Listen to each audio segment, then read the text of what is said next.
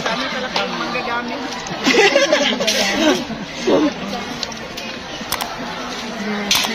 Dapat isibuhin na kami dapat.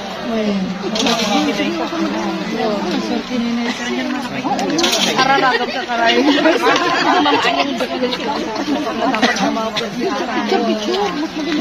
Ito yung pastani. Bes no ko kaila kong nukuha. Sinanina.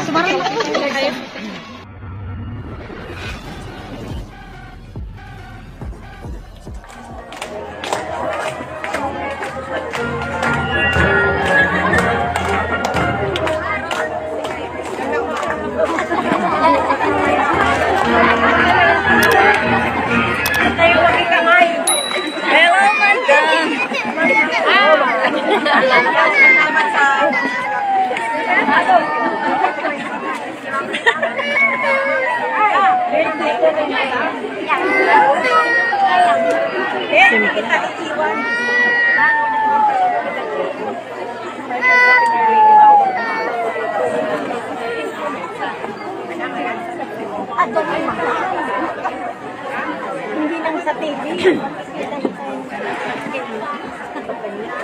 Pagkipasan ko pinaka. Yan ang open day. Ay, diyan lang nag-umuti. Mga nag-diet. Para din masigit na. Tawa na ala.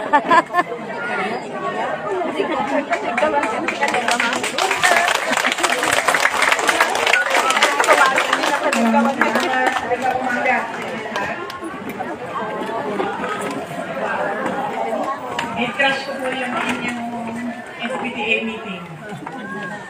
Una-una po ang aking pagpapasalamat sa ating principal, sa ating school head, at teaching personnel dito sa Emilio Aguinaldo National High School. Nandito po kami kasi yung paaralan ninyo ay isa sa mga matatag pilot schools natin. Ang matatag pilot school po, ito po yung nagpapatakbo o sinusubukan namin sa mga grade 7 na mga mag-aaral yung bagong curriculum ng basic education natin dito sa Pilipinas. Madami kasi ang mga review at sinasabi ng mga eksperto na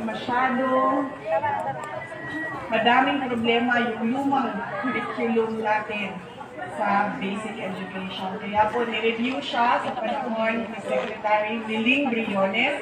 Nung ako po ay umupo bilang Secretary Kalihim ng Kagawaran ng Edukasyon, tinuloy po namin yung review. Marami kaming kinausap ng mga education experts at mga scholars at nakuha namin lahat ng kanilang mga sinasabing kailangan ayusin sa ating curriculum. Ngayong taon na ito, merong mga paaralan na nag-volunteer na i-run o papatakbuhin o gagamitin yung bagong curriculum o yung tinatawag natin na matatag na curriculum. Kinukuha namin ang kanilang mga feedback at kung ano yung mga experiences ng mag-aaral at ng mga guro para sa susunod na school year, sa susunod na taon, 2024 to 2025, sa buong bansa na ipapatupad yung matatag curriculum sa grades 1, grade 4, at grade 7. Tapos phased implementation po yun. Ibig sabihin, sa susunod na taon, ang grade 2, ang grade 5, at ang grade 8 naman. At sa susunod na taon, grade 3, hanggang mabuo natin na lahat ng grade levels ay yung matatag curriculum na ang kanilang ginagamit sa paaralan. Yun po ang rason kung bakit ako nandito sa munisipalidad ninyo. Una po ang aking pagpapasalamat sa kanila. Pangalawa ang aking pagpapasalamat sa inyo, sa ating mga parents, at sa ating mga magulang, at sa ating mga teachers. Ano yung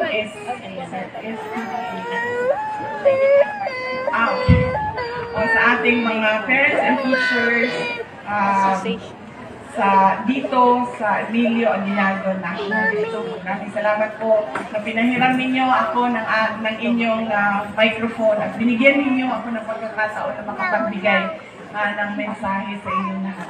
Pangalawang pagpapasalamat ko po, personal, sa akin, ang aking pagpapasalamat sa inyong lahat, mga tiga Isabela, tiga probinsya ng Isabela, sa inyong suporta, sa inyong tulong, sa inyong kampanya, at sa inyong boto para sa akin ng nakaaraang halalan noong taong 2020. Maraming salamat po sa suporta ninyo sa akin.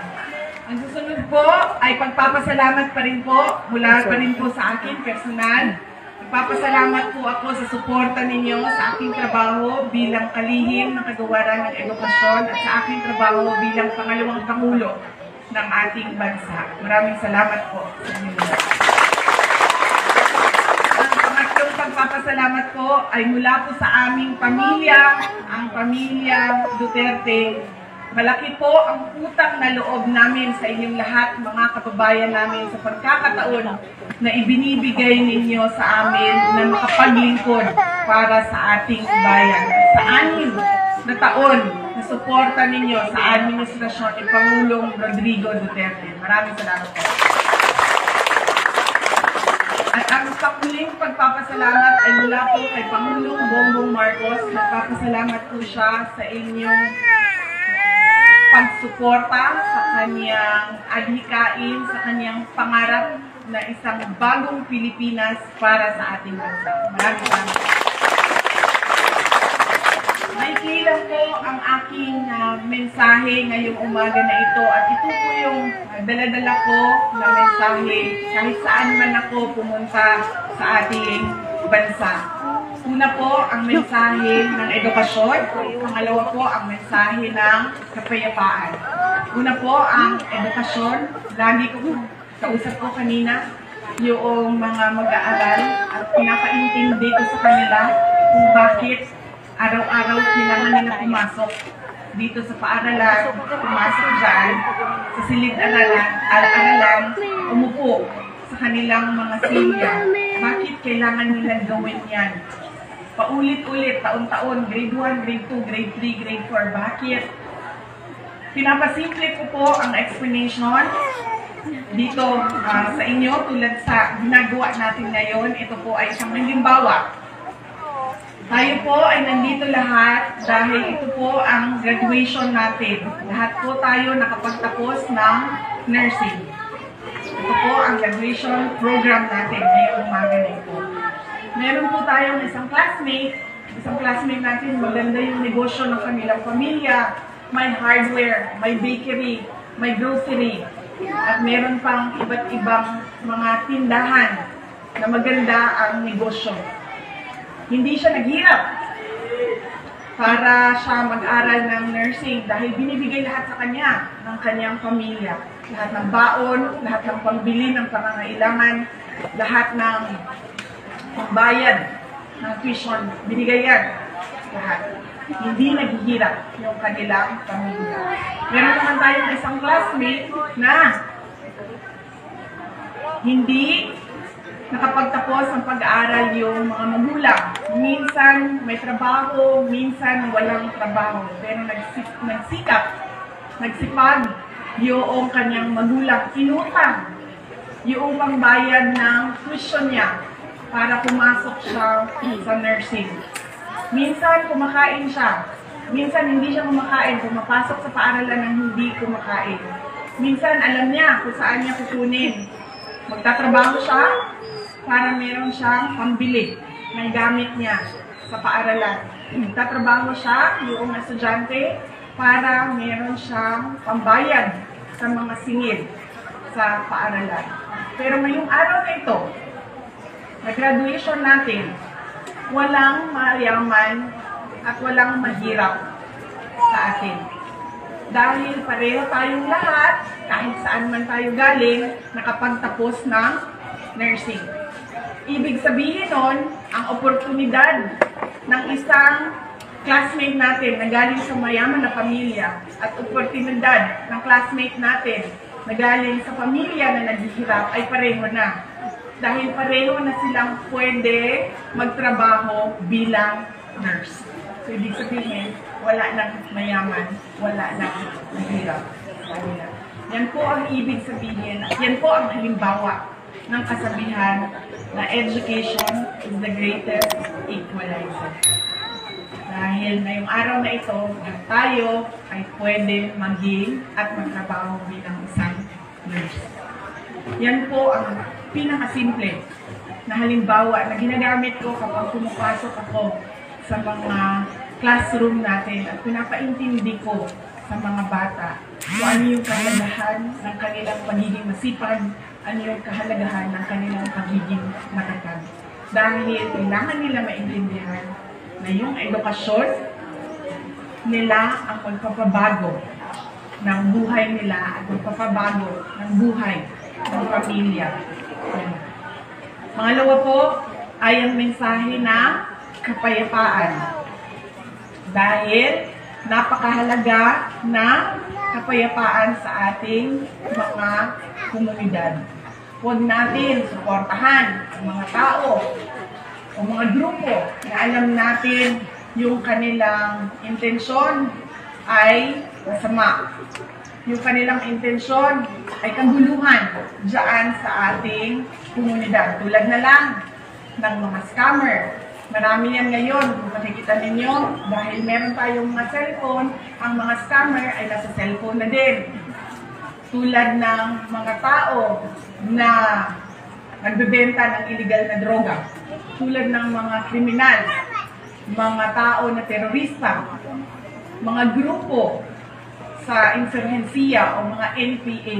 Huwag natin ibigay ang suporta natin sa kanila. Hindi ibigay natin ang suporta natin sa mga pinili natin na mga opisyal ng ating bayan.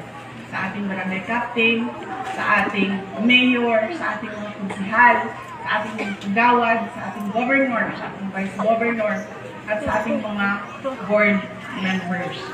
Dahil napakahalaga ng pagkakaisa at ng suporta ninyo sa ating pamahalaan. Dahil mahirap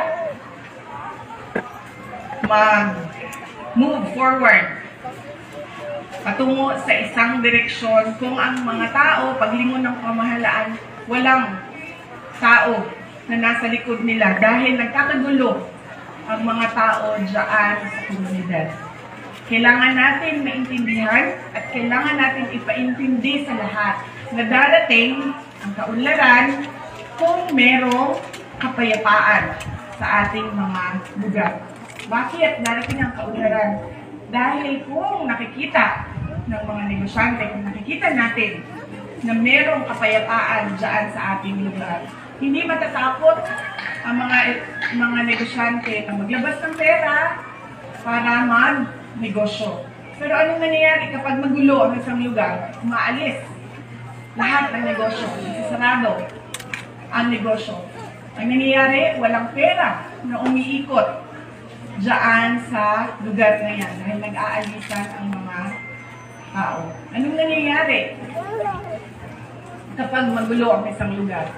Natatakot tayo lumabas.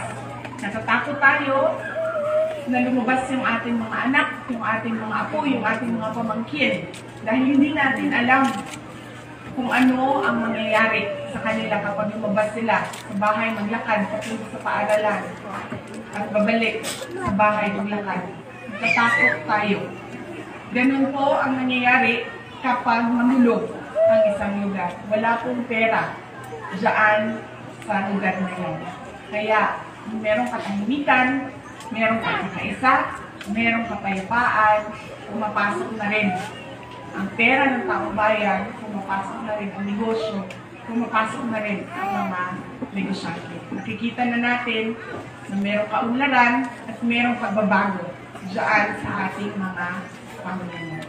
Yan po ang mensahe ko sa inyo na sana ay naipaabot nyo din sa mga kapitbahay, sa mga kaprobinsya ninyo dito at sa mga kaibigan ninyo, sa mga kababayan natin.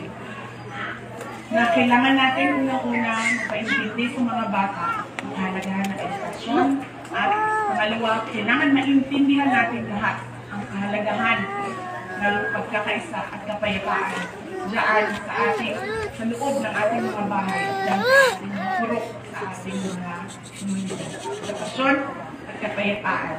Makikita natin na merong pagbabago, merong pangyayari sa ating bansa.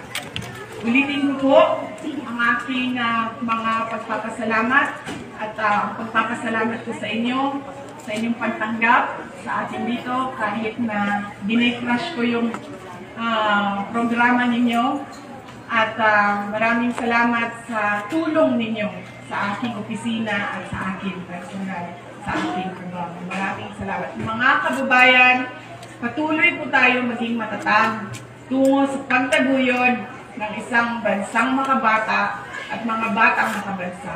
Ang lahat ng ginagawa natin ay para sa Diyos, sa bayan, at sa pamilyang Pilipino. Vice President of the Republic of the Philippines and the Secretary of Department of Education, Madam Sara Zimmerman Duterte Carpio. Palakpakan po natin ang Vice President.